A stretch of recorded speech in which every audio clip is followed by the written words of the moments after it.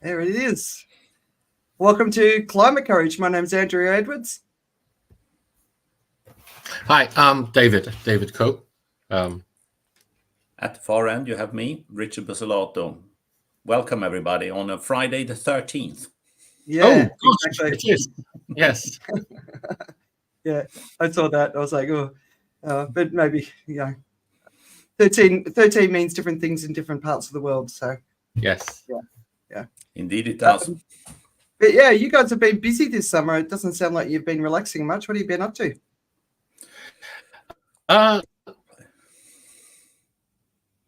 Actually, am I very delayed? I seem to be looking like I'm very delayed for some reason. Yeah, there's a little bit. Bit of a A lag. little bit. Richard, how do I look, Andrea? No, I think if you talk, it's okay. It's just the visual. So yeah, it's a little bit of a delay, but nothing major. Oh, okay. We can hear you okay. I'm sounding okay. Okay. So apologies to everybody for that one. But anyway, so coming back onto this, yes, absolutely. We've had really a very reflective summer. I think for my summer started actually with a trip to the Isle of Scilly, which has always been somewhere I wanted to go, is off the coast of Britain, out into the Atlantic. And it got to this place, and I think it's always been an attraction to people to go, but what it has managed to do is to keep itself from becoming very full. I posted a picture along the way on the beach where we were, and I think my wife made a comment about, "Oh, it'd be nice to get a coffee here." And I took a picture of it because there was absolutely nothing around. So it's managed not to have a coffee shack on a beautiful beach. And if you think about how tourism has been over all these years, that's actually an incredible achievement. So as a result, what I managed to be able to do is to have that time I always liked when I was a student, which is just to sit around and do nothing. Jesus. Be in a place where there's absolutely nothing to do. I think that's really important to what we want to talk about in terms of acceptance, because you actually have to accept that you are in a place and that's where you are. And then it opens up your eyes to actually what you want to be doing and what you want to be. So I think I want to start with that. There are other things that we've been doing. Richard can describe those other things that we've been doing, but this was something that I really want to just bring out. Well, I did not visit any Atlantic islands, but I had a fairly busy summer nevertheless. And it was, and I think it always is, when you actually you get away from the daily routine, it's a great moment to reflect on things, because at home you're basically too busy. You're whether you like it or not, you have the daily routines, you have the chores, you have the things you plan to do, and it isn't much time actually to reflect over all the things you probably should spend more time reflecting on. And summer is great for that. So we managed to go to France for a couple of days, and both kids joined us, which was nice, albeit only for 2 days for the older one. But it was perfect time to think about the deeper thoughts and coming back with recharged batteries, hopefully for a new season. So there we are. Well, as everyone knows, I was talking about on the No Show last night. So we moved from Phuket back to Singapore, and it's been a very long and hard, challenging move. So we're just happy to be here, set up, and we're ready to get going again. So no relaxation time, but as always, lots of reflection time. And for the boys, a little bit of regret that they made the right decision, which, I think for the first time in their lives, they're really understanding that when you move, there's sacrifice that comes with that, and it requires time. So what we're trying to do here with Climate Courage is just really talk about the big issues around climate. It's not just climate, obviously. There's so many aspects to it.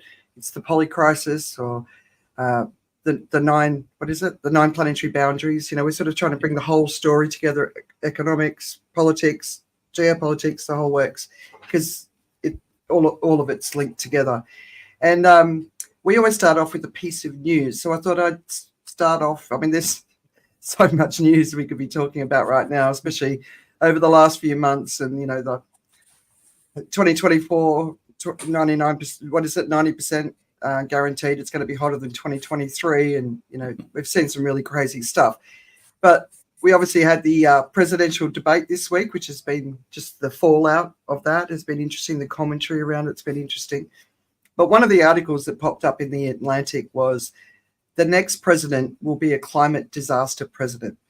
And I'll just pull out a couple of points that they made. Tonight's presidential debate was held while wildfires rage in Nevada, South California, Oregon, and Idaho. And I don't know if you've seen any of the coverage. It's truly frightening. Louisiana is bracing for a possible hurricane landfall, and that's obviously happened. After a year of floods and storms across the country, more than 10% of Americans no longer have home insurance. 10%. In the US alone this year, there have been more than 20 climate change disasters that cost more than $1 billion. Back in the 80s, it was less than 4 such events each year. So we're only in September. Some other data I've seen is 99% of Americans have been impacted by extreme weather event this year. And another report, 88% of people are extremely concerned about climate change worldwide, not just America. So going back to the article, obviously the Biden's Inflation Reduction Act was talked about, and the presumption is Kamala will keep following in that sort of way. But for me personally, while it's an amazing piece of legislation and it's doing a lot, it's still tinkering around the edges as far as what we need to do. That's just my opinion. But the comment in the article that sort of got me is the near total absence of climate talk in the 2024 presidential election is divorced from the reality the next president will have to face. It's going to be a climate disaster presidency. So I kind of have my feelings of why this is happening, but what do you guys think? Why isn't it being talked about in political campaigns, not just in the US, but globally at the level that it needs to be talked about? Many people talk to me and say, well, our leaders aren't really sort of expressing the same level of concern that you are. So maybe I'm wrong, because surely if it was as bad as what you're saying it is, they'd be saying it as well. So what do you think? Why the absence? It's very simple. It's really, really simple. You are not going to win any votes by bringing this into the debate. Exactly. Yeah. End of story. So that's why they're not talking about it. It doesn't mean I don't think that they're not concerned. They might be concerned at different levels. Although I suspect there is still somewhat less concern in the US, where we tend to think that this is part and parcel of what happens. I think certainly parts of Europe, actually Southern Europe, which has experienced some really, really adverse events, particularly on the heat front, are probably more attuned because there actually politicians have been forced to start imposing various measures that actually affect your daily lives. We have had water rationing, etc., because basically there isn't enough water to go around. So I think there is a little bit more overall understanding in Europe. I can't speak for Asia. Australia, Africa, I think, has known this for quite a while and felt the effects more than other regions. Not sure about South America, but I think US is getting there because, like you said, these number of events that they're facing and the actual cost that hits people in the wallet will make it impossible for the larger electorate to ignore. Yeah, I have a slightly different take in that way. I as you might expect, I have a folder I keep called Awakening. I have another folder called Oil, Gas, and Coal, and one called Business, but this is Awakening. And Awakening is very much similar to the kind of things that you describe. And the things that I add on top of that is like Saudi Arabia takes major strides in cloud seeding. MSC box ship becomes latest vessel to lose containers of South Africa. Those kind of things along. And then, Fed shuts down Vineyard Wind project following turbine blade failure and those sort of things. And I think what the point of this that I'd come to feel and again accept in some ways is that we actually need to go through this. This is the part where we actually get reminded by the climate, by nature, that, we are just a part of nature in that way. We're not going to get a way around it. And the reason why politicians aren't talking about it is that they are talking about it, which sounds like a strange thing. When you hear Jerome Powell, the chairman of the Federal Reserve Bank, give his statement, his comment at Jackson Hole, which is the major conference among central bankers every year, he talked about inflation. And he talked about inflation as a man-made thing, which in some sense it is, because money doesn't exist in nature outside of human societies. You know, your foxes in the street don't go around each other with dollar notes and hand them over for the rabbits they want to catch. They just go ahead and catch the rabbit. So he talks about it as a man-made thing. And that's what all the politicians are actually talking about. They're talking about the consequences of the climate change in terms of, you know, if it was a vessel that lost the containers in South Africa, it is about, you know, who failed to tie them down properly. If it is about Saudi Arabia cloud seeding, it is about how clever we are with our technology and our science universities and so on. And so we have this focus on the man-made aspect in terms of we tend to think about what we can do for the immediate issues that it causes. So if you go along and you look at Vietnam at the moment with Typhoon Yagi, actually, you know, kind of the water gushing through and breaking down a bridge. They talk about how the bridge isn't built strong enough, what we must do to do that. Yeah. And that's what politicians are talking about. And it's going to take a lot more awakening to realize that actually there is nothing in those national political terms that we can really do about it. Is something that goes much beyond in that sense of the politics, because the national politics is always about how to preserve the interests of our country. That's what the government's there for. That's what they're voted for, and that's what the electorates expect them to deal with. That's why you get the situation that we had last year and currently being appealed back in July in Montana, when the young people in Montana took the state to court saying, you know, we have a right to a healthy environment, and you're producing oil, gas, and coal and pumping them out to other people for them to burn. So the politicians will talk about how our interest has to balance between the need for us to have an industry, and sorry, we happen to be in this industry, we still have to continue with it, and the interest of some broader things which may affect other states more than us. And that goes down into this part. What is the function of government? Is it actually to put your nation first?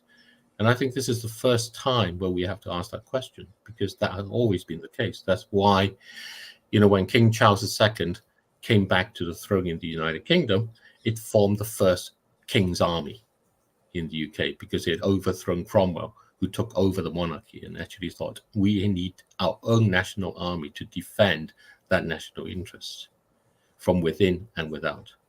And that's what the politicians talk about. Now, those problems, as Andrea has always been talking about for a long time, are now largely caused by the bigger problem of the climate.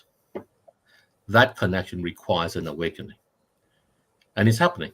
These news articles, they're part of that awakening. So I'm actually really hopeful. I'm really actually feeling positive about these articles being there, because that's how you get that awakening. Yeah, I agree that there's an awakening happening. It's just the speed of the awakening that concerns me, because it's, you know, and so, you know, Richard, you were saying, you know, I don't know what's going on in Asia. So it's really interesting being out in these parts, because it's business as usual and there's real excitement.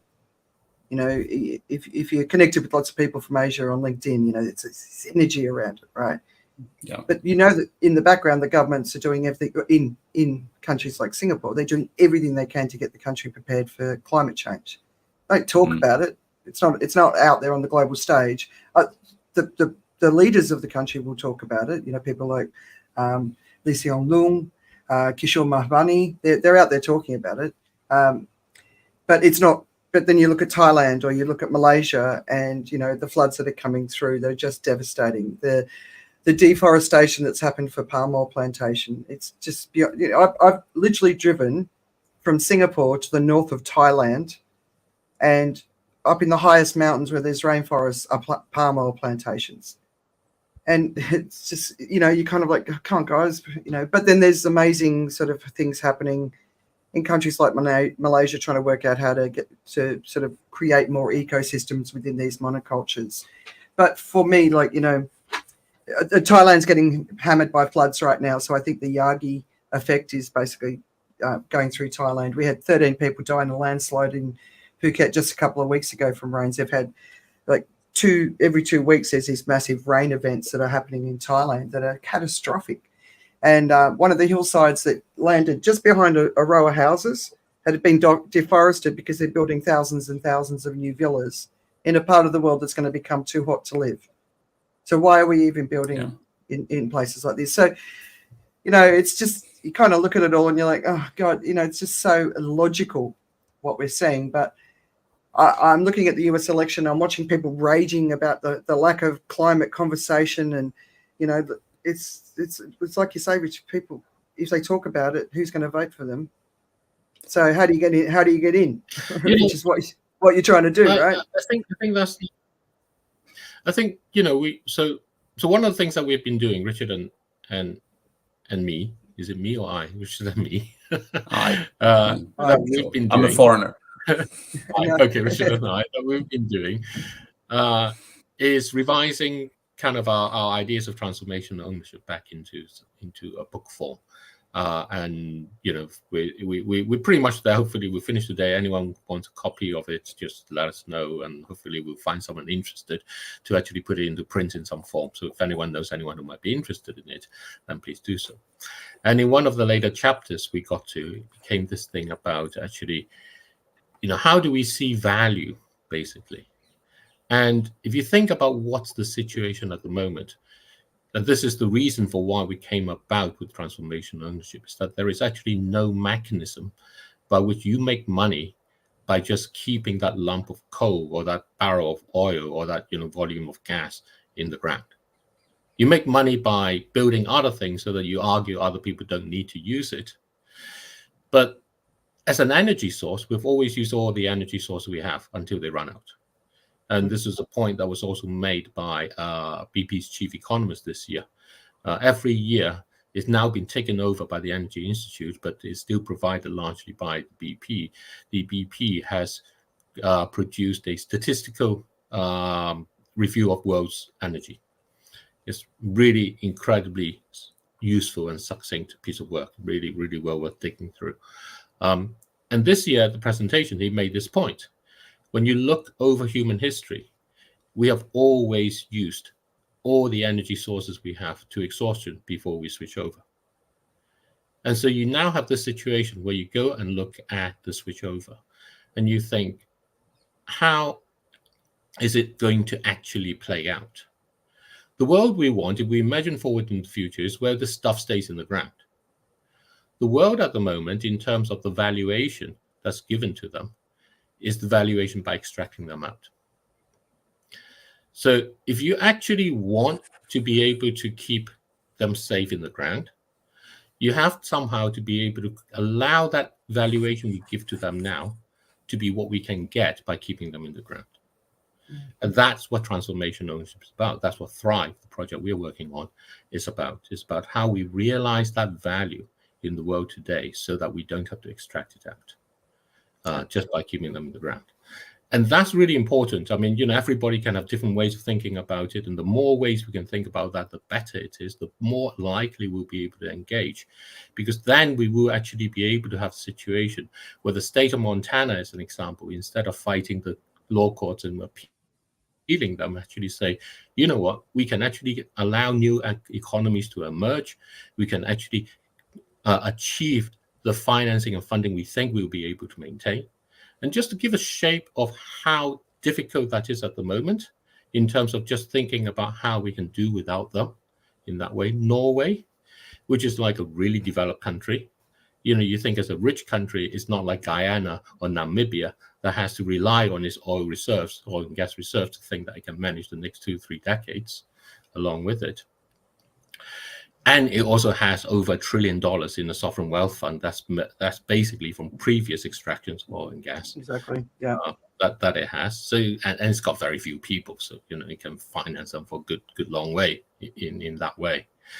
Has over 30% of its government net income coming from oil and gas. So as far as the government is concerned, How am I going to turn off 30% of my net income and deal with my budget? Budgets in governments are getting harder and harder, and that's why they don't really want to talk about this, because it means taking away that budget. And if you take away that budget, then they can't actually sustain their social contract that they promised to the people about the welfare, the support, the security that they will have. So if we can't find a way to transform that value that is implicit in all the valuations everybody has on this oil, gas, and coal, by taking them out into a value that we realize by keeping them in the ground, then we're going to keep talking about the same problem. Yeah. And that's why we have this idea about transformation ownership, where we actually transform that and make that possible to be realized back out. Yeah, that's a really, really interesting point. But you could also look at offsets, people putting money into rainforests or putting money into saving, endangered species like jaguars or whatever. And if you're putting that money into the Amazon right now or the Pentland wetlands, that money is being burnt. Basically, it's up in smokes, right? So yeah, so it's like when I listen to it, the politicians just haven't worked out how to talk about it, and I think that's half the problem. They don't know how to talk about it because they haven't worked out a solution, which should have happened about 30, 40, 50 years ago. And so now they've gotten themselves to a point, and they're only in for 3-4 years, 5 years maybe, right? So the time scale's so short. So that's another challenge with democracy. So, but I don't know. I don't feel confident they do know how to talk about it because no one's come up with a solution for it. But regardless, an end point is coming, and we either get involved in what that end point looks like, or it just happens to us. Yeah, well, I'm fairly confident that you will not get the solutions we need from politicians. Yeah. And it's not because, they're idiots or they don't mean well. They don't have the toolbox like you're describing. Yeah. First of all, the time frame is extremely short. And frankly, citizens of the world also need to look at themselves. Do you want to keep voting for the people who promise you the most upfront without disregard for long-term consequences? Well, then we're not going to see change. But the nature of democracy is such that the solutions will not come from the political space. That I am absolutely certain on. The only point that will actually be able to tackle this is capitalism itself, by saying that we are going bankrupt if we continue down this route. And that's not really acceptable to me, my offspring, and my employees if you're running a company, or my shareholders. It's going to be capitalism saying, you know what, this is how we end up in bankruptcy, and it's not a viable route, and therefore I need to tackle it. I think it's, I tend to be thinking, I tend to turn everything down into a fairly kind of pragmatic, in some sense, way, although people think that, sometimes it's hard for me to get that across. I think actually what it kind of boils down to is very much this aspect that we think there's some one agent who's going to be able to do it, but it's not. It's going to be a whole collective of different people, of different actors, and they need to come together. The world is extremely complex. This is a complex problem. The solution is not going to be simple. It will have complexity. And the most important thing about it is that if I save a kilogram of carbon dioxide by reducing my own carbon footprint, I really want that to be a permanent and genuine savings and not a space that someone else is going to emit into and occupy again. And that's a mechanism that we need something that allows individuals to become genuine agents, to say, I'm making an effort. I don't want that effort to be lost. And the way we approach it is actually that we tend to think of it in terms of today. But there is about 40 odd years of oil and gas reserves. And we are discovering about half as much as what we use each year. So by the time we use that up, there's about another 20 years of oil and gas reserves. It's actually to take it out from the back end and say that back end will never be taken out. So if I make my kilogram of saving, I want that to be taken out so that it's locked away and it will never be replaced. The front end of it, the day-to-day in here, which is what politicians face, is loaded with all kinds of issues. Take a look at what's happening in Kenya. The students are struggling about university fee increases because the government has run out of money. So what's government doing is they're planning an oil and gas project in South Lokicha to be able to generate more revenue. So that's the front end of it. The back end of it needs to be able to turn that store of value, because that's our global commons, that's what we're talking about, into value that can be realized today. Now, there are different ways we can do that. And I think people start thinking about it in that way. Then we turn the problem, put the dimension of time into the problem properly, and allow individuals to become agents, which is a role that they don't have at the moment. Yeah.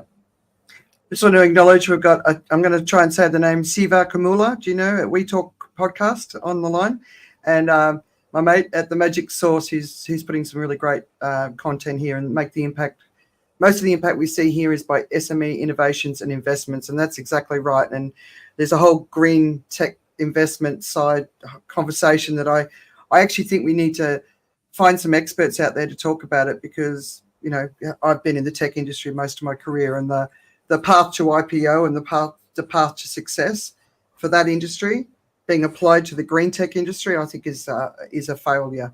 But should we get into our topic today, which is why getting to acceptance is so important. And in the first few shows we did, Richard mentioned it a couple of times, and I was like, yeah, it's so important. Why don't we start the season off talking about how you get to acceptance? Because we're all sitting in a state of acceptance about the crisis the world is in. We are, and we know that what that journey takes, but they've been very different journeys. So, Richard, do you want to just start and just talk about what you mean by it?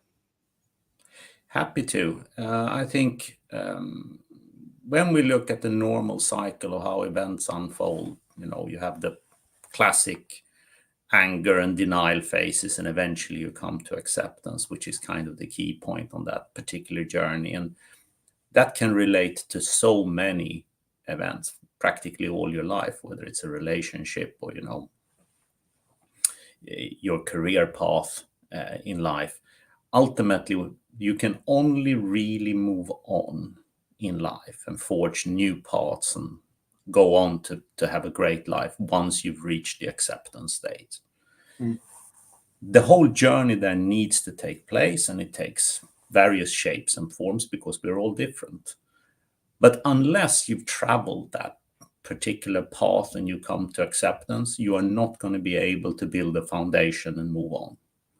And from that point, actually, it's a liberation. Things become far, far more easier. You see the future with a completely different set of eyes and far more clarity. And actually, it's something I think we subconsciously work with all the time in all aspects, but we are not particularly good at articulating it to ourselves, let alone others. And once you've reached the acceptance stage, all I can say is that things become much, much clearer and much easier. And it's a particularly strong feeling when you can start at that point and say, this is what the future looks like. This is how I'm going to maneuver. This is what I'm going to try to do for myself, my family, my dependents, friends. And I think you cannot really get to that point without reaching the acceptance stage, because this is a path where shortcuts basically take you into oblivion. Go through the various points, and we all spend different amount of time in different parts of that journey. And I think denial is probably the strongest, most protracted point. And most people I talk to about the climate outlook are somewhere that they are no longer in denial, but I'm not sure that they've reached acceptance. And once you're there, it's super easy, you know. Actually, it really is. You see the world through a different pair of eyes and different lens. And from here on, for me, with relation to the climate, it's crystal clear how things are going to pan out. I'm hopeful, but I'm also extremely realistic. And I do think there is an element here that I've totally accepted that I will become somewhat poorer. I just don't want it to become a catastrophic outcome. And that's kind of my starting point in how I see the climate. And I think it's a very reasonable starting point for most people. Now, I accept the fact that I'm relatively well off, a good number of years in a very high-paying job, and there are other people who are economically much more stretched. But at the end of the day, this is not something you can opt out of and try to think, I can move and it won't affect me. It's going to affect us all. And collectively, this particular transition from here on till whatever tomorrow looks like will make us somewhat poorer. And I'm kind of now at the point where I'm okay with that. While I probably spent a fair bit of time fighting, thinking how I could somehow trade myself out of that particular position, because I still think I'm a very, very good trader. But you cannot. So you're at the acceptance stage, and now things are very clear. And actually, I'm totally fine with life and what's going on, because I've reached that stage. And I would encourage everyone to think long and hard how you can make that journey to that point where things actually become much easier and much clearer to you. Yeah. Well, it looks like the sun's shining on David. So the sun always shines on David. As long as you keep a rich imagination, I think you'll be fine. Okay. Yeah. It's incredibly important statement, actually. It's incredibly important. It cannot be trivialized or underestimated. You need to keep that part very much alive at all points in time. Yeah.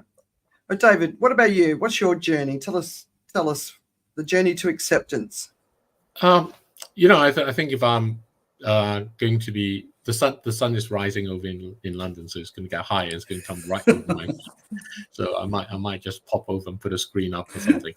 But actually, it's quite nice to be able to think of the sun coming up, because I think we often forget that when you start thinking about the crisis and all those things, that the sun rises every day. That this is nature working its way through. So I've come to a very different kind of sense of looking at the climate and all those things, because what acceptance has led me to do is to see myself and humanity as simply an element of nature, a part of creation. And when I look at creation, I look at nature, I look at the history of our planet, nature always thrives. It always finds a way to do so. And this goes to the comment from the magic source about keeping a rich imagination. That's really very, very key. What acceptance allowed me to do is to see myself as being a part of that nature, and to be able to imagine, because that's what my essence is. I'm very good at that. I spent a lot of time daydreaming and doing those sort of things, and that's part of that imagination at work. So definitely, there's a turning away. There's an acceptance allows me to let go of the baggage. It allows me to let go of the idea that somehow I have to influence the politicians, somehow I have to do all those things. Acceptance has allowed me to see that actually it's nature who's doing that. The climate change itself is necessary for us to realize that actually there are planetary boundaries and we're going through them. And if it weren't for the fact that climate change happens, then we would still be going through them and thinking it's all okay. So there's that part of it, of accepting that actually, you know what, we've done wrong. That aspect of it allows us to be able to then say, okay, I feel there has to be a change. And this is really where it comes down to. Acceptance is only possible if you can have something deeper and firmer and more solid and more real on which to hang on to. Because part of that acceptance is to say, I have to let go of something which I held to be deep, firm, and rich, but actually is proving not to be the case. So what is that which you draw from? And that's the key. And I don't know what different people will turn to in that way. For myself, it becomes a question of faith. And this is both a kind of a humanist faith and a religious faith and a spiritual faith, whichever form that takes. And where that faith takes me very much is to accept, first and foremost, not only so acceptance becomes the acceptance of a new, as well as acceptance of turning away from an old. It becomes an acceptance of a new. And that new is that we are, as humanity, a part of nature. And nature thrives. So we will thrive too. Then that opens up the step. That's where the imagination comes. How do I now take this new step? Now, acceptance doesn't tell you how to take that new step, but your faith that you now find renewed allows you to know you can take a step. And that's what courage comes through. And so acceptance allows courage to come on through. Okay, so I've got a bit different journey. And I think it's ultimately ending up in a spiritual place, because I think that's an important thing. But so my pathway to acceptance was through knowledge. So I've always paid attention to what's been going on. But when the IPCC report came out in 2018, I was already in Phuket by then. I remember reading it and going to my husband, it really is time for me now to go all in. You know, because when you looked at the consensus in the report, which is sort of in the middle, knowing how much political interference goes into that, I was looking at the extreme end of the report going, that's where we really are. They're just not talking about it because they're not ready to talk about it. So I said, it's time to go all in. And I've just spent, I published a blog. I basically spent 7 years in Phuket trying to weave together all of the issues of our time and trying to make sense of it and what it means to us and when it's going to happen. And, you know, when I look at, you know, I'll just give you some of the examples of the big concerns that I identified that we need to contend with.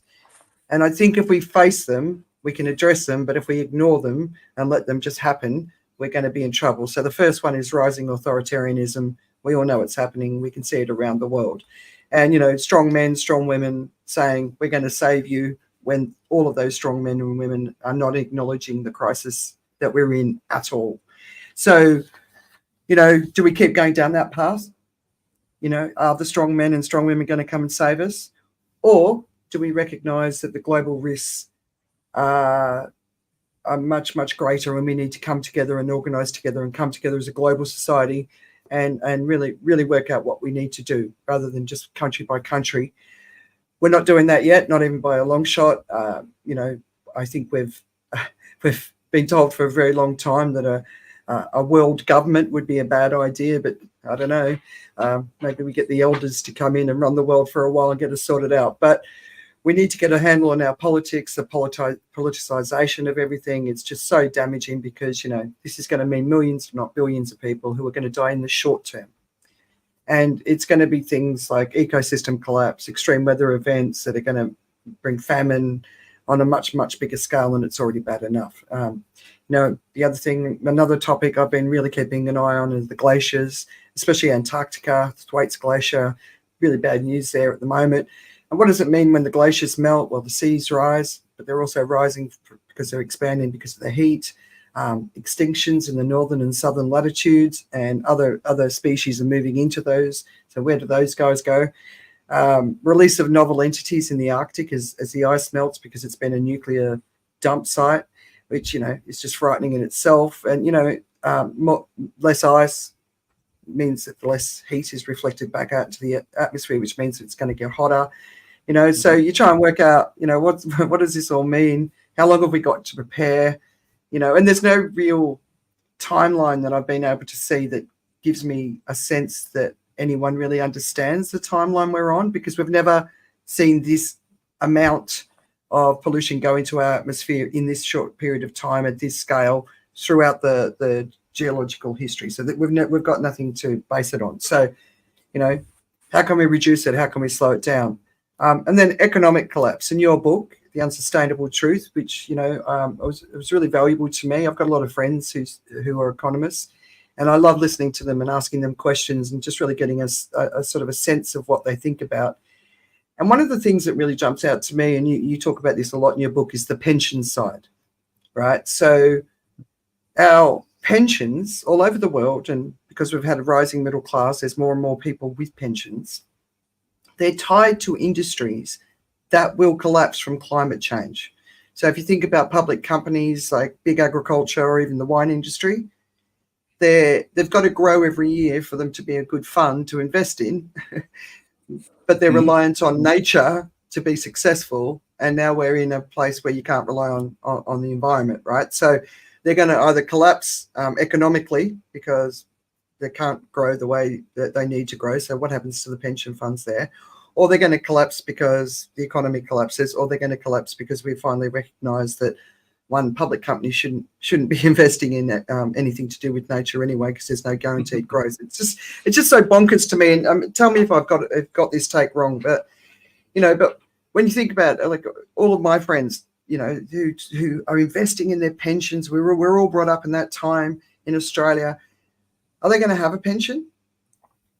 And if they're not, exactly right. And if they're not, what are governments doing to get prepared for that? Universal basic income is more and more on the table, but there's still big groups that are talking against it. So what is the future going to really look like? So, those are the sort of things that I've been thinking about, and there's so many more that I could talk about. So for me, acceptance actually came from going through that journey of, where are we in all of these different areas and so many more, and then making sense of it, linking it all together, trying to understand what the implications were and what was next and what was next and what was next, and really trying to go as far as I could, often not finding answers because they don't exist yet. But also, what are the alternative paths? And and sometimes it's about saying, right, here we are right now, we know this or we don't know this. So first of all, we need the answers, and second of all, we need a plan and how we're going to get it in place. So I've always needed to find a way out, so I haven't given up. But the way out is such a fundamental shift in how we live on this planet, and I wonder if we're going to be capable of doing it. I hope we can. If we don't do it, well, we know what that direction is too, and I've accepted that. So I'm fighting, for the future of humanity. We're all part of this global conversation that's going on, and I'm paying a lot of attention, not just to the news and the research, but I'm also paying attention to how people are talking about it, because I want to understand what's going on, right? So this is my brain and how it needs to work. And, there's a lot of people not believing what's in front of their eyes. So it's intellectually fascinating, but it's equally horrifying at the same time. It's like the biggest study of humanity that we've all got a front row seat. But in some ways, I kind of feel like I'm in the world's reality TV show now. Listening to the conversation, but the knowledge acquisition and sort of understanding it, I don't get triggered. It's very rare for me to be triggered.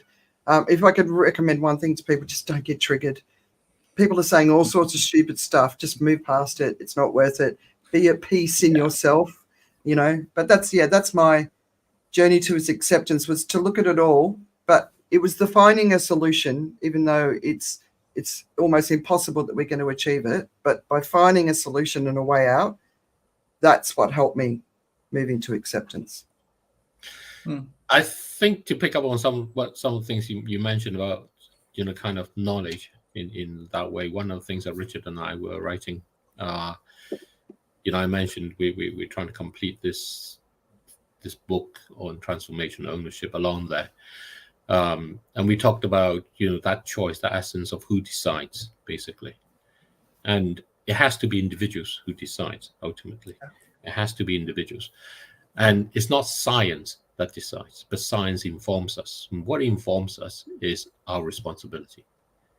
So the information about the planetary boundaries and so on is an information to us to know that our decisions carry with it responsibility, which is what you brought up right at the beginning about the boys in terms of moving to Singapore, and actually realizing that actually the choice you make carries with it responsibility. And those responsibilities are both things that you may have to, responsibility to accept that you have to leave things behind and you have to take on new things in that way. And that's what that knowledge allows us to have. So that knowledge is extremely important. And it is, for Richard and myself, also a very large part to the choice that we've made of why we're here today and all of those things. And interestingly enough, for us, it was the AR6 IPCC report that came along through. So for all the people who think, well, these reports, what do? They actually do a lot. They don't seem to, but they do a lot because they do a lot for the individuals in their choices. They don't necessarily do what people want them to do, which is somehow magically to change our leaders into the people that they are not.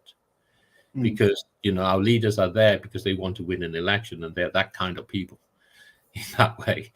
And they've got a 4-year term or 5-year term or a 3-year term or whatever it is that they serve.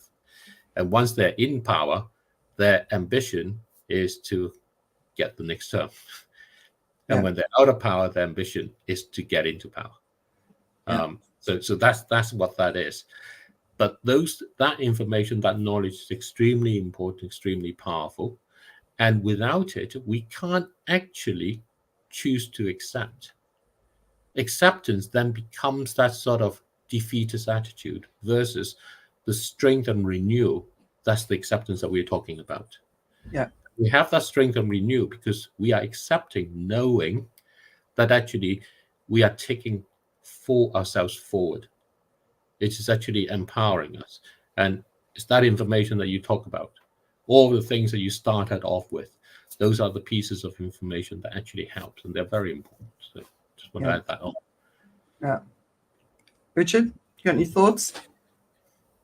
Lots. No, obviously, I agree with what you're saying. And one aspect I like very much to focus on, which we touched upon here, is the responsibility side, because people are very, very, very quick at expressing the view that I have a right. I have a right to this. I have a right to that. And that's clearly the case. I'm not disputing that. But whenever you have, or you think you have the right, the flip side of that comes with a lot of responsibility.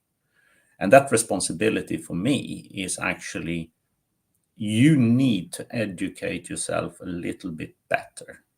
Now, reading the IPCC report is heavy duty, but like David said, I actually do think it's not a boring piece of scientific research. It actually touches people because they can see tangibly what people infinitely smarter than me are thinking and expressing, because this is what they've dedicated their life largely to studying. If you want an opinion on dollar yen, you come to me.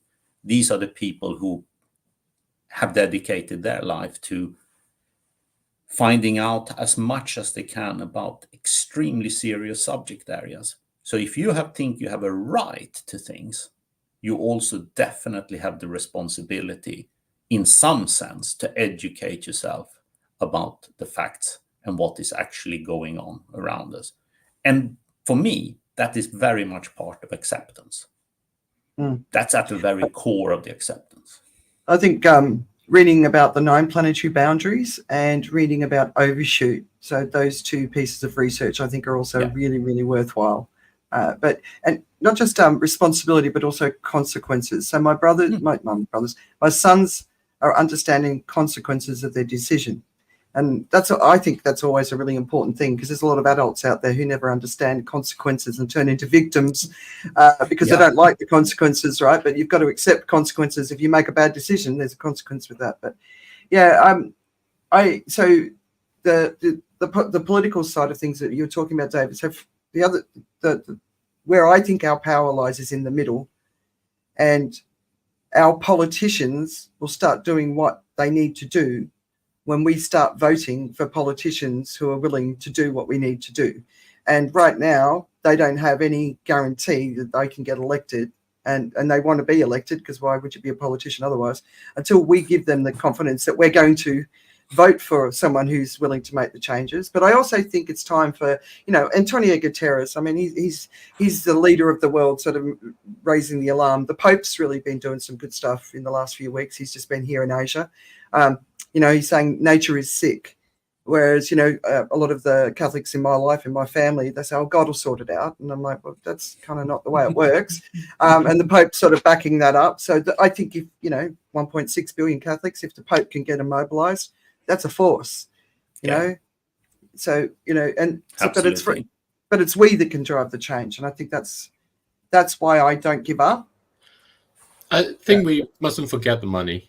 I think that, your comment of the pension and so on, I think that for us, for Richard and I, we talked about this before. We keep talking about it in many ways. Is that we have individuals hold that power because our collective spending is what determines everything.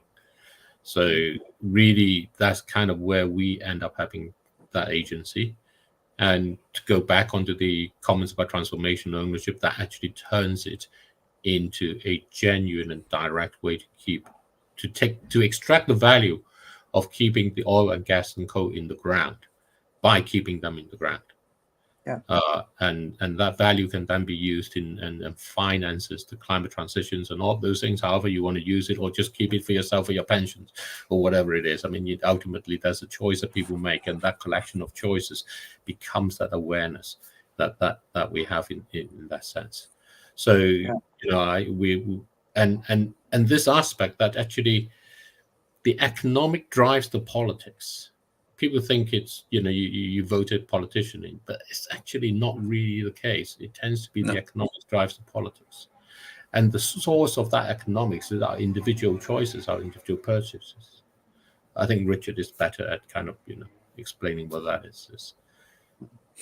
If you wish. I'm not sure about that. No, I'm not sure about that. But we talked about how politicians are essentially driven only by the election cycle, right? Nothing else matters. It's from here to how do I get elected or how do I get re-elected? And what are the kind of decisions I make to maximize that potential outcome? I've thought for about a decade, actually slightly more. It was coming out of financial crisis in 2009. I thought that we would actually see a world emerging over the next 5-10 years where we would stop electing politicians who clearly, either knowingly or subconsciously, are lying every time they promise people. Because the matter of fact in the world is that countries are essentially bankrupt.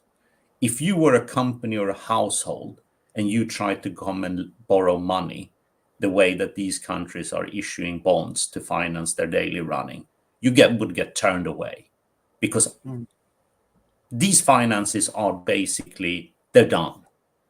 In the Western world, we will not be able to run for very much longer. And in financial terms, the signs are already there, how we're moving towards the end of the current political system because we're out of money. And I always thought that we would see in those 5-10 years, for the first time, a politician get elected by telling the electorate the truth. Now, it's a really tough sell to go out there in what we normally call in the UK, sell austerity as a concept to get elected, because it's the truth. We are taking more from the planet. And for the government, that manifests itself as I am sending more money out to my people than I can raise in taxes.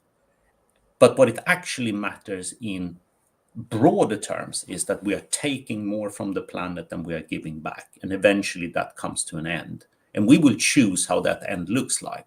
We can try to manage it and control it by hopefully electing leaders that are serious and stop promising, absolutely unreachable, idiotic things that are only designed to entice a marginal voter to go on election day and put my name on the ballot.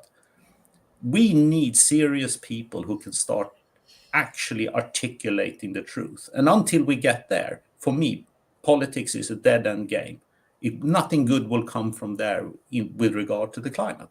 We need to look at completely different people. And someone like the Pope has massive clout.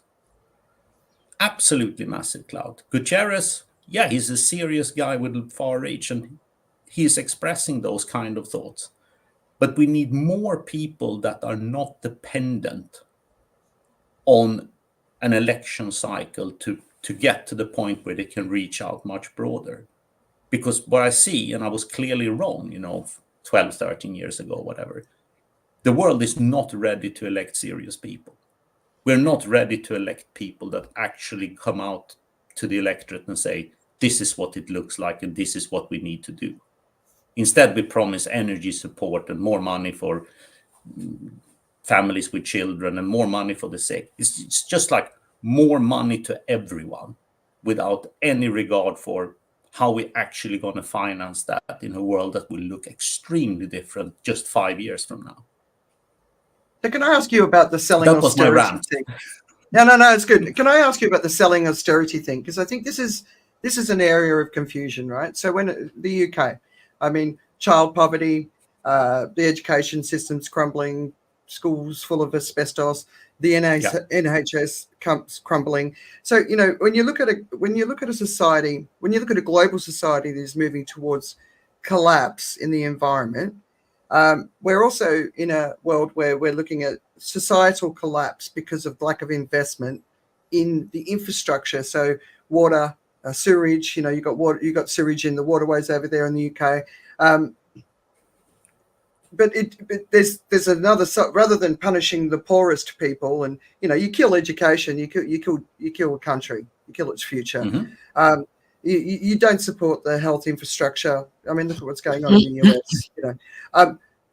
The message is always there's other people that can obviously pay the bill, and they're not, and they're earning more and more and more money, right? So rather than taking it from the poor, take it from the wealthiest, and then you've got billionaires in the UK are saying, I'm paying too much tax now, I'm going to go and live in Morocco.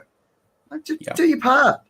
Do your part. If you're, they're talking about the 1% billionaires tax. I think it should be a 10% billionaires tax. That should then go into what we need. We need our societies to be as healthy as they can possibly be while we're dealing with this other side.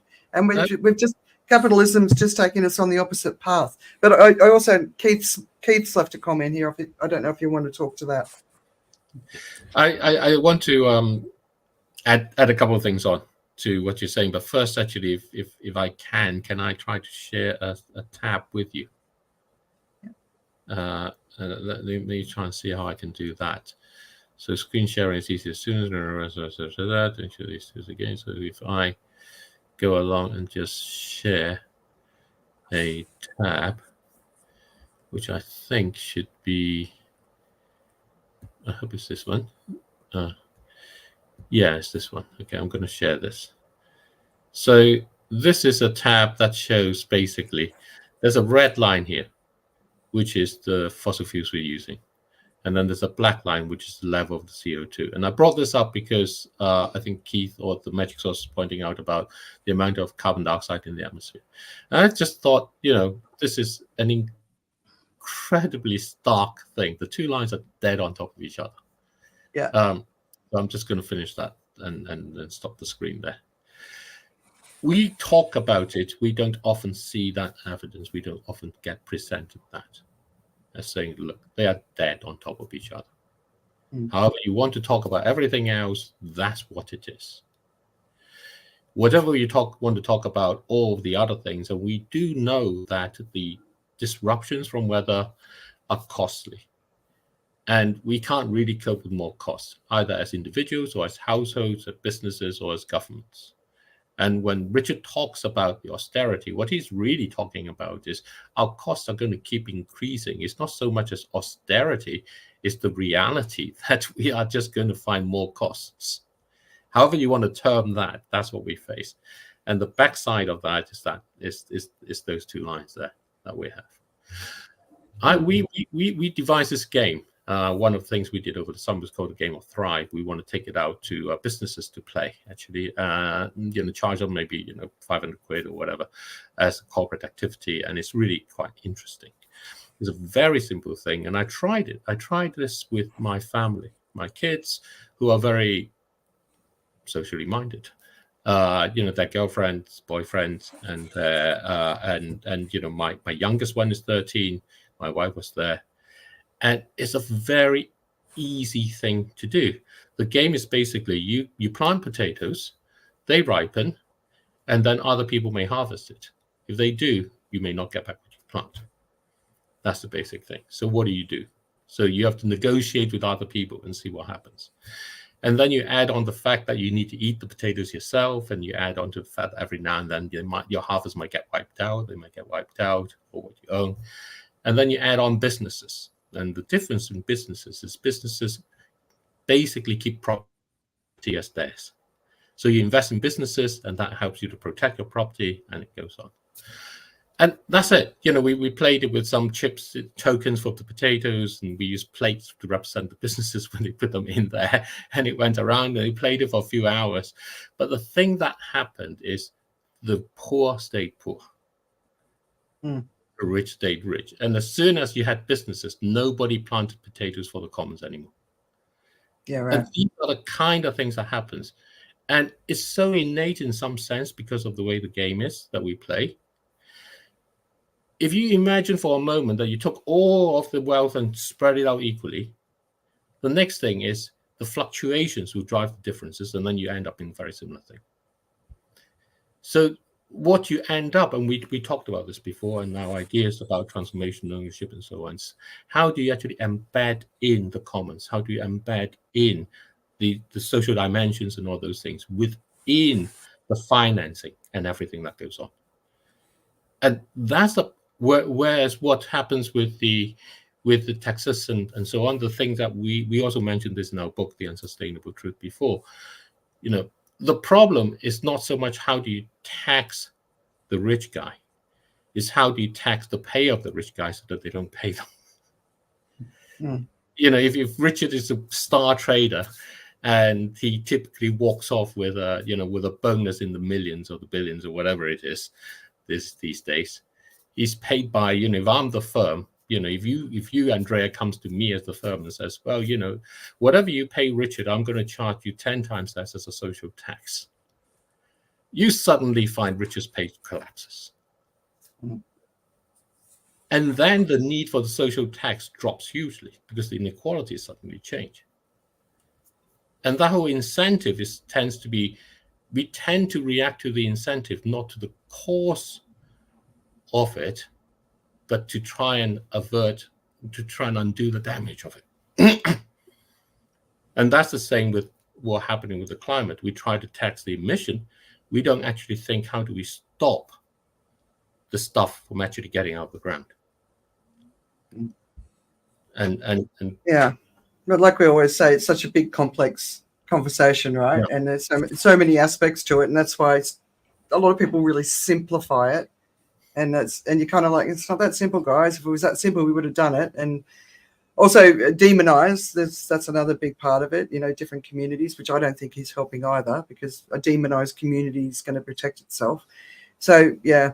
But I suppose that goes on to, before we come to the conclusion where we're just going to talk about our tips for everyone of getting to acceptance, something I've been really thinking about a lot, right?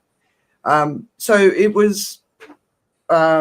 basically, it was March 2022 when I could see that what was happening in the environment meant that we were at the beginning of the escalation, and there was a lot of, oh my God, we weren't expecting this, we weren't expecting that. And we've heard that phrase many, many times since, right? I wasn't surprised by what we were seeing, but it was still, like, I compare it to my parents' divorce. I knew it was coming, but when it actually happened, I was in this real state of shock for a really long time. And that's what it felt like to me, exactly the same thing. And so I'm wondering, like, do we want to encourage everyone? Because my big push is educate yourself. But I'm also wondering, do we need to educate? Do we need everyone to educate themselves? Or can everyone just bypass the knowledge acquisition bit and just get to the action based on the people like us who are really looking at it and coming up with ideas and solutions and answers, and just trust us to move forward? And I know that's, a lot to ask, but it's usually people closer to you, right, that trust you, not the people further away. But is it, because here's my concern, and it's especially something I've been seeing in the last couple of years. A lot of people are getting themselves informed, and they're right in the despair stage, and they're completely crippled by it. And some have disappeared, gone into quiet, and others are just raging out there and screaming. And neither side helps, right? So, because when you sit in despair, it's very hard to act. It's very hard to do anything. You can't. It's hard to reason. It's hard to see an answer to the problem. So, do you think we can skip that bit or not? it's just something I've been pondering, and I just wanted to ask someone who might think about it. I think this goes back down to when we talk of acceptance, what are you actually accepting, basically? And there's this great comment here, I've become comfortable with my rage in that way. We talked before about an advice I came to by accident from Thelonious Monk. And he wrote this advice to another musician. Thelonious Monk is an American jazz pianist and great music. And he wrote this thing to another musician, Steve Lacy. And it's called Thelonious Monk Advice. And there are various lines in it that are really, really key. And I think one of it is a very hard one for us to accept. Is the genius is the one most like himself. And in some sense, when you talk about do we need the knowledge and all of those things, some of us need the knowledge, some of us don't. Some of us actually need a lot to be able to be convinced. Some of us always feel that other people need to do all those things. Acceptance is actually being able to understand who we ourselves are and allow our presence to be the thing that guides us in the steps that we go through. And that's the transformation that we need. In the world today, we are supported by our government structures. When Richard talks about the austerity and all of those things, they change us from being fully self-actualized into that person which we are. There are every now and then you meet some people and they say, okay, so yeah, all right, if I don't get the pension, I'll have to figure out something I need to do. In that sense, they have actually been able to have that essence of being able to say, I know who I am, I'm able to be who I am, and however the world is, I'm going to go forward with that. Allow that to come on through. What I firmly believe is we're all part of nature, and nature is actually very friendly and kind. It has its red claws and sav-and tooth and all of those things are associated with it. But if you look at nature around, it thrives. And that's what it does. That's what we will do too, is that imagination and getting past those stages, getting past all those kind of clouded aspects of it, to be able to reach back. And the other line that he says in Thelonious Monk's advice is, don't play the piano part. I play the piano part. You got to play your own tune. That's what it is. So for us, for each of us, we have a story we feel is important, and we need to do that. The information, the part that you talked about, that knowledge, is it really crucial. That's the Keeling curve. That's those carbon dioxide. That's that line I tried to show. Because we have to have that knowledge to really understand the direction that we actually want ourselves to take. For some people, it is, what, I don't care. The world can go to hell. I really don't care. In some extent, they're still in a denial in such a way, because actually, if they really want to be fully self-actualized, they kind of have to live in a world that's actually there for them too. And so getting to that part is that knowledge. That's the bit that you talk about just now. So just want to acknowledge Keith's comment. I have learned to become comfortable with my rage. This took a long time, which I find a really interesting take, because for me, I can't sit in rage. It's one of the things that I don't want to, right? But I have really deep respect for that comment, and I think there's a lot of people like that, and I think it's important. And the 5 stages of grief, which we've talked about, 120 degrees in LA a few days ago. I mean, it's just, that's the awakening. That's all the awakening. I see that as great. Nature is telling us. When we were young and we did things like break windows when we shouldn't and all the rest of it, and we got slapped. That's what happens. It's nature telling us it's going to keep happening. And the aspect of it is not that people aren't aware of it. They are aware of it. What they actually need is friendly hands to be able to reaching out and say, come, you can find your acceptance. You can find a path to yourselves, because you can thrive. And that's the nature of what Richard and I are doing with Thrive. We We have a novel consultancy where we start by listening to people to discover what their real presence is, to understand what that is, and then seeing how that connects. And then we think about, okay, how can we turn that into an economic presence so that we can do some projects together? And that's how you pay us. So, you pay us on the back end rather than the front end. I suppose, David, for me, the thriving concept where it sort of jars with me is when we went through the heat extremes in Thailand this year. Just down the road from me, there were many of them, Burmese migrant workers camps, tin shacks. And in the day, they were building luxury villas, and in the night, they had to sleep in these tin shacks. And just recently, with these massive floods, their homes are just being washed away, because they're always near water. And a lot of that's because when they were near water, if the police came, they could run across the water to get away. So that's the tradition of it. But it's also where they get, or they're in just mud pits on these construction sites. But I would like to focus on building a world where they can thrive. Well, that's what we do. In fact, the people we talk to can't afford to pay anything. That's the whole point. That's why it's paying on the back end, and that's the whole essence of it. And this aspect of where they can thrive is, we each have our melody in that sense. Our melody is not to go and try and convince policymakers to go and build other homes and so on, or other ones to do. The place where we feel most activated, most self-actualized in that sense, is to talk to people like them and actually start thinking, actually, you got a tin roof. So how can that turn into a heat chimney? Let's think about what that is. Because if you can turn that into a heat chimney, you can actually help other people turn that, and you can earn some money doing that. And there are loads of people in the world which are like that. White. Yeah, exactly. And there's amazing innovation happening in this part of the world and across Africa, because they have to. They've got no choice. But there's relying on radiators for energy. And a lot of people are dying in their homes. But apparently in the US, a lot more people are dying in their homes from radiator poisoning too, right?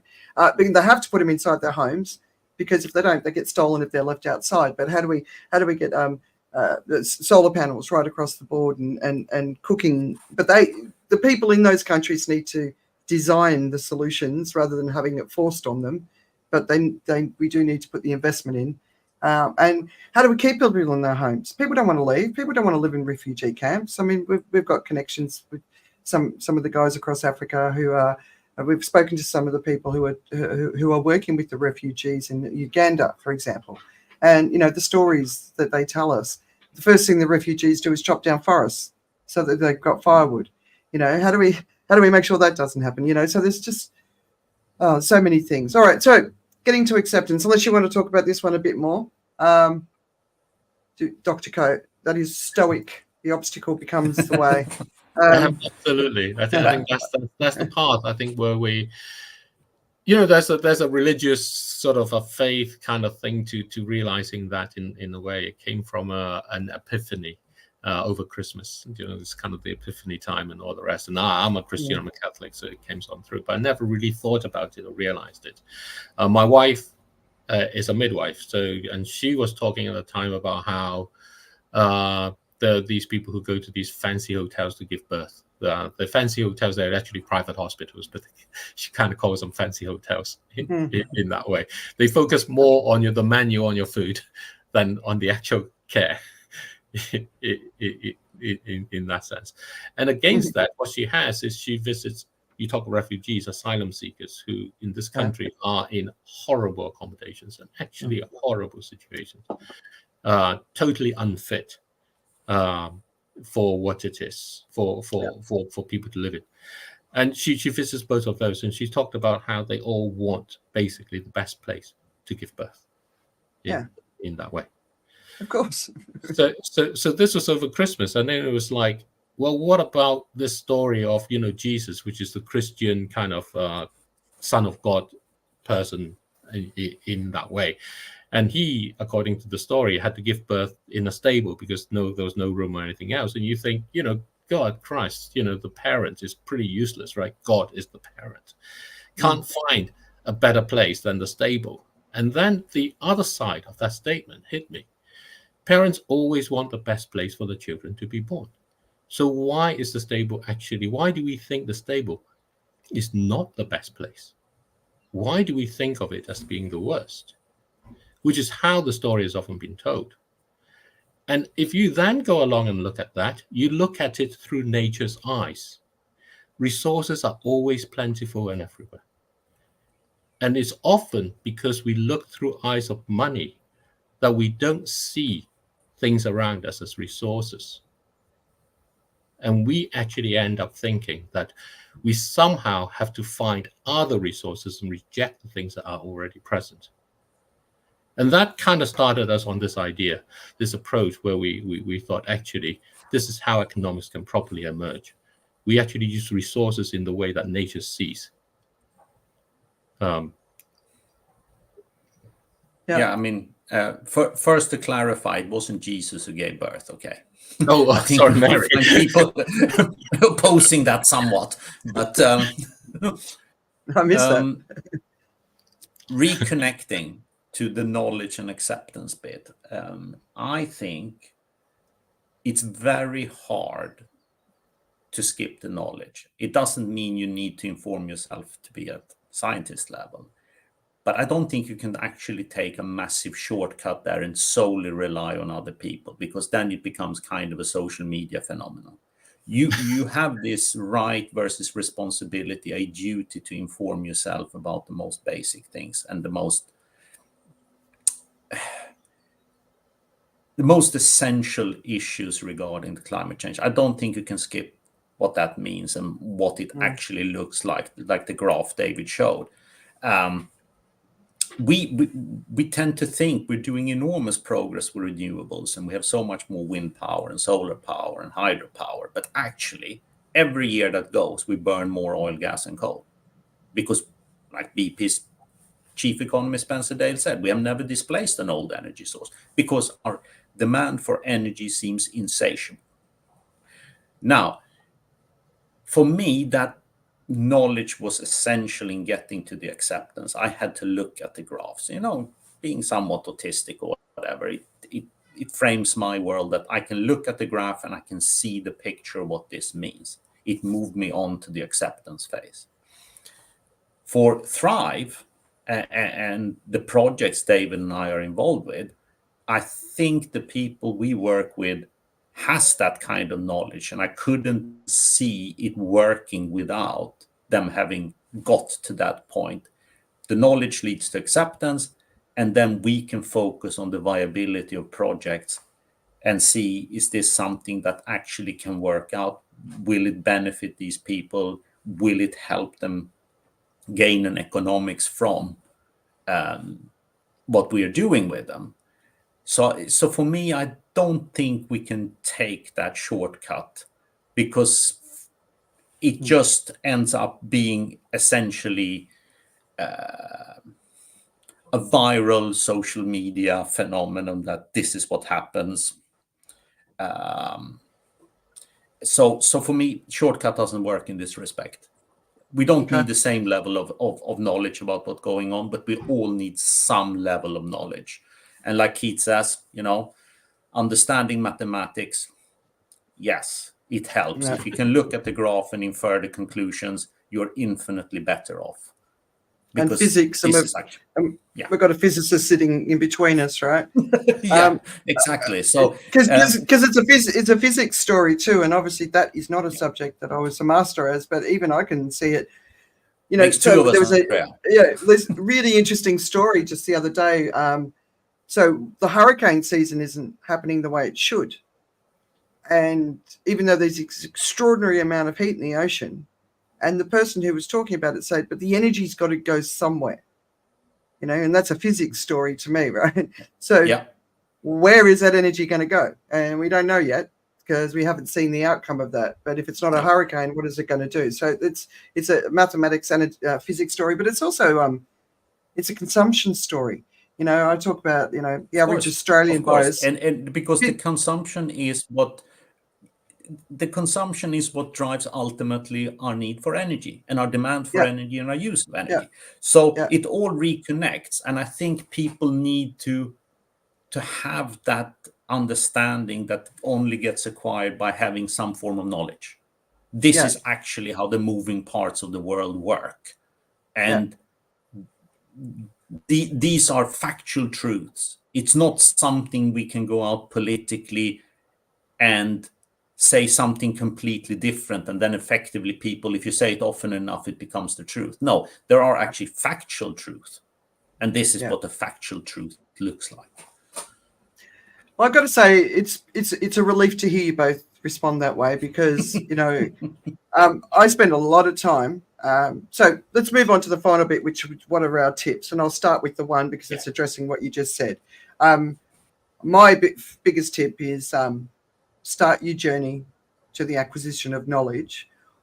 Although I've been wondering lately if I should continue what I'm doing, because I know, like I've experienced it firsthand with people sitting in a room, just not even, they couldn't even look at me after I talked about it. They literally couldn't look at me because what I said was so scary to them, and they didn't want to acknowledge it. And I was like, okay, right. Oh, they don't want to hear this story, even though it's going to kind of really come and impact them pretty hard pretty soon. But go on the journey towards knowledge, at least from your own part, your own how you need to participate in the world to be sustainable. We got rid of our car, and I'm so happy about it. We're all on bikes. It's the number one thing you can do as an individual. So 3 to 5 new items of clothing a year. Get off planes, stop going to the other side of the world to have a jolly in a place that's probably already too hot, or going through an extreme weather event or whatever. Those times are over, right? Please don't get on cruise ships, all that sort of stuff. Let's just look it in the eye, right? But, I do my weekend reads, which I publish every Saturday, but I'm actually updating the page on my website every single day now. And it's everything I'm reading, watching, listening to. It's right across the polycrisis. I'm not getting paid for this. And I was thinking maybe I should just stop, because, if people don't really want to confront it, but I figure at some point they might. But I believe the journey of knowledge is important. So that's my number one tip. I'm trying to make it as easy as possible for everyone to do it. Whatever's happening, especially from an environmental perspective, is here. The politics is obviously here. The US is getting a fair bit of coverage at the moment on my weekend reads, because how can it not? Because it's pretty important. But that's my first thing. But if you go on the journey of knowledge, you are going to hit, I'd just like to say, brace for impact, especially if you haven't been paying attention, because it's not easy.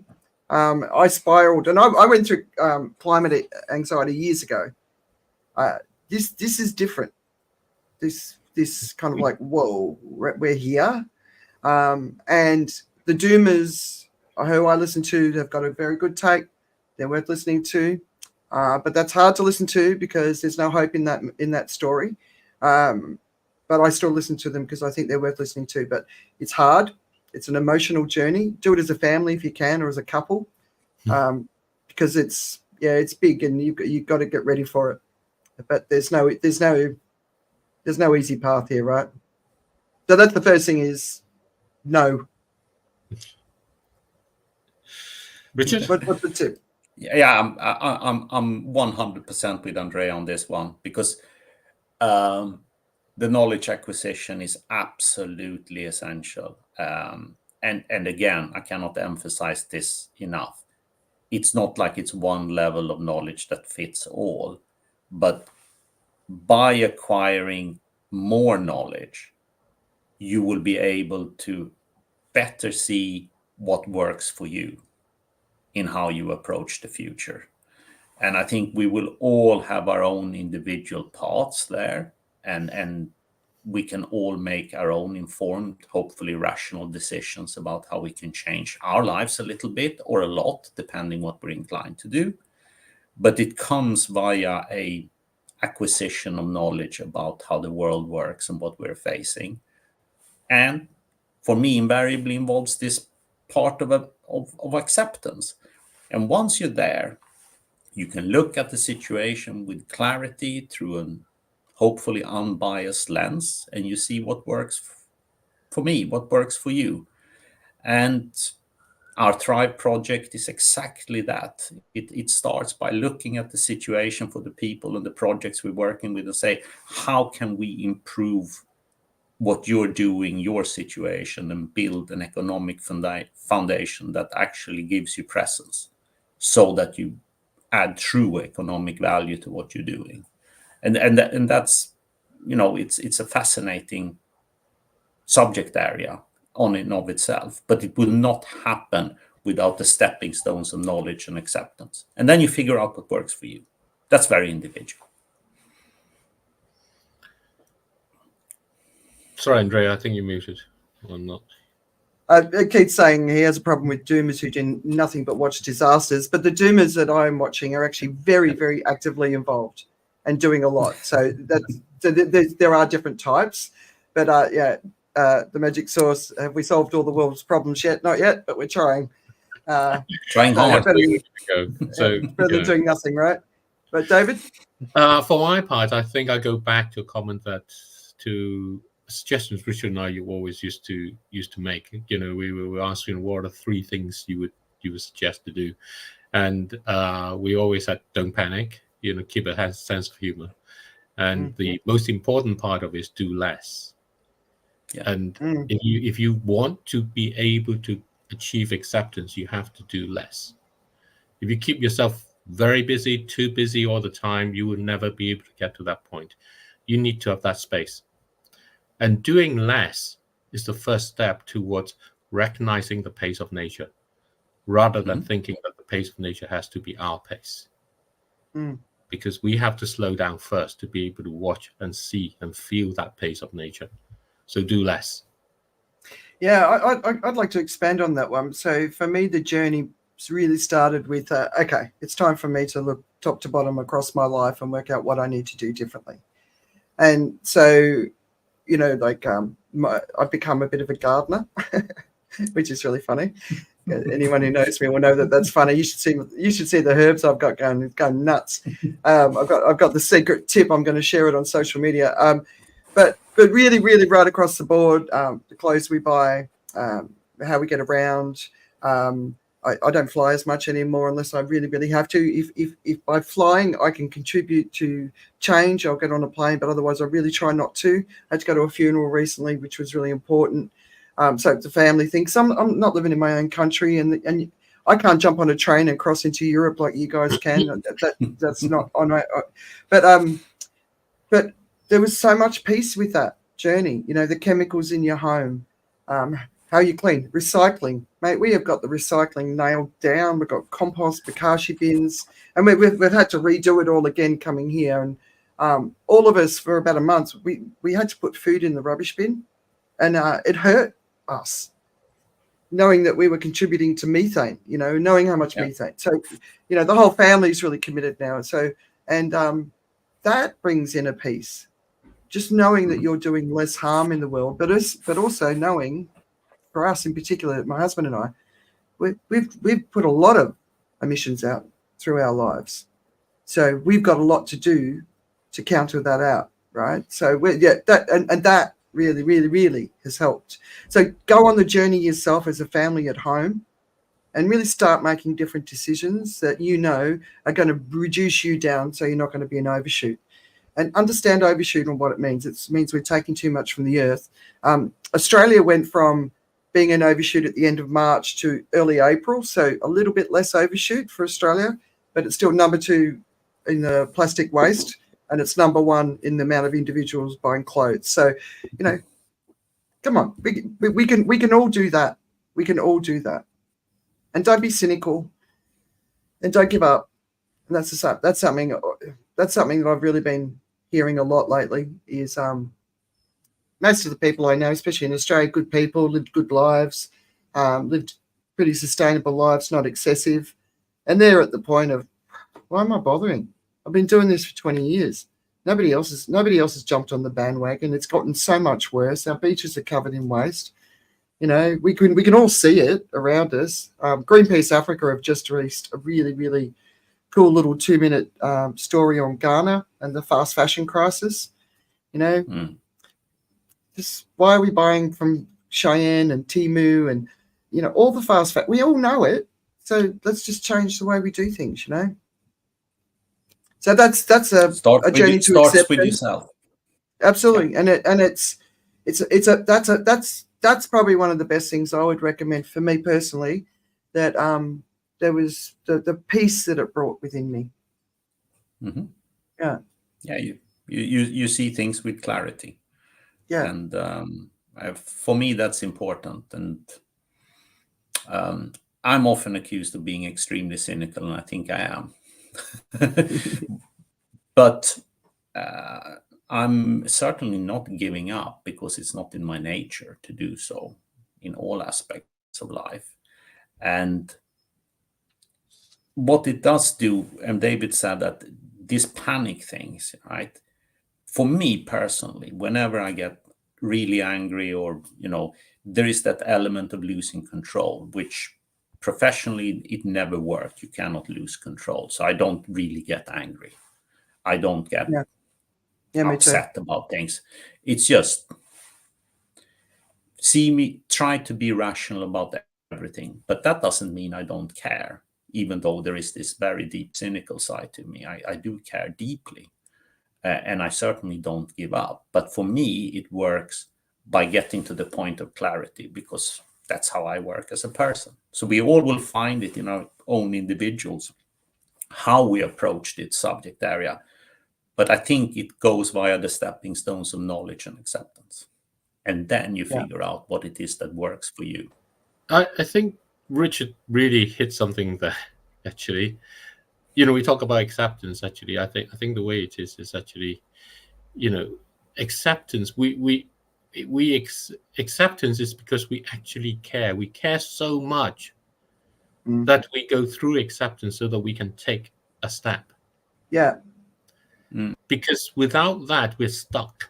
And this is where, Keith was bringing up about the stages of grief with Elizabeth Kubler-Ross and those 5 stages of grief. Those are the points when we're stuck. We're stuck at the loss. We're stuck at the prospects that actually the world around us, the comfort zones, are no longer where they are. And it takes the fact that we actually care for us to be willing to accept all of that, so that we can actually go forward and take a step. And so acceptance is a very positive thing. It becomes a very empowering thing. And it points again to this element. What is it that helps you through that? It may be knowledge, it may be faith, it may be some other sense about, purpose that you want to have. Ultimately, those are all expressions of how you actualize yourself. You become that person that you are. It allows you to take that step further, so that you end up playing, the real melody, not the weird notes, as Thelonious Monk says. Yeah. Nice. We've got Vanessa here, who I thought was taking a break, but she said, she's doing a lot of really good work and speaking up, and she's saying thank you to David for helping her, remind her to slow down and stop to breathe, and that's really important. And what you were saying, Richard, like I operated a fairly sort of standard sort of equilibrium. I feel a sort of a sense of peace, and I try and stay there because I think it's a healthy place for me to be. So if my husband gives me the shits, it's like, stop it, you're messing with my equilibrium. Because but it's a healthy place to be, when you're that sort of sense of peace. But then we got, so Keith is obviously maybe down south. I don't know if you guys know Keith. He's going to catch it later, but Sia Kuluma, I hear the word knowledge more and more, creating space of doing less. I'm working on both. And my question is, do you think cultural difference causes lack of gaining knowledge in some cases? And I definitely, especially where I am, I agree with that. But, one of the, so it's different cultures, right? So in Asia, the governments can do more. They can do big, the Chinese government, right? They could stop the fast fashion crisis just by saying, no, that's not happening anymore because you're polluting the earth. They could, because that's the way it operates over there. But yeah, the cultural difference. I was just talking to a lady from Sri Lanka the other day, and she's speaking up about issues for women in Sri Lanka at the moment.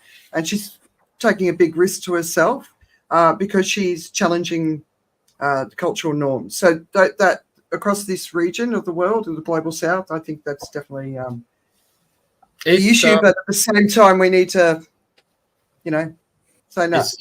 It's an opportunity to introduce Nico, actually. He is the person behind top. Okay, cool. Yeah, Uluma. Yeah. And he has had a very difficult personal journey, a long personal journey, where he is from Zimbabwe, went through South Africa, landed up in Glasgow, which is a fantastic place, fantastic city, where he is currently. Although people tend to think of it in terms of kind of like Train Spotting, if you remember that film from back in the 90s. And we got connected with him through It's For You, which is the program we did over the 12 days of COP. And he's a comedian, and it's really interesting to go through all of that journey, facing many difficulties. I don't want to steal his thunder and so on. He can describe those for himself. Next time when we chat. To come on through. And in that path, I think there is a lot in that acceptance. How do you go through what is very traumatizing, where every step you try, you are beaten down again, and constantly so, to come up as a comedian? I think so Nico is going to be our guest in 2 weeks' time. You're not going to be with us, David, but we're going to I think that's an extension of what we're talking about today, right? Yes. And we recognize that acceptance is part of the thread of everything that we talk about, getting to acceptance, right? So we're looking forward to having you, Nico. Definitely. Indeed. He's going to be with us next time as a substitute for David. But all right. Exactly. It's big shoes to fill, Nico. I think you won't want me back after. So final statement. What would anything you want to say, and we'll say goodbye to everyone? Well, thank you. Never lose your sense of humor. Never lose your sense of humor. Don't panic. Do less. Yeah, do less. I think that's a big one. But try and get yourself to a state of equilibrium, a calm state. I think that's an investment. It's why I wrote my book, right? It's all about how do you get to that sort of space of inner peace. Because when you're there, you can really you can operate in this world, and you can be part of the change. And taking action is everything. So save something that you love, get involved in your community. Just get out there and do something. If we're sitting at home, we're sitting in fear. We're not going to achieve anything. So there's a lot of people who believe we can do that. We're three that believe that we can. We can turn this around, but it's a big job, and we need to face up to the job at hand, understand the scale, I think, of change required, and then we need to get to work on making it happen. And if we don't, I accept that too. Well, it's just like, what you see of these migrations, these great migrations, wildebeest migrations, or the monarch butterfly. If you are one of the butterfly, one of the wildebeest, you think it's an impossible thing, but when you can actually see the whole thing and that, it is amazing. That's what we are. The migration has started. Sure has. Let's get ready. All right. See you in a couple of weeks with Nico. All right. Thank you. See you. Bye, everyone. Thank you. Bye.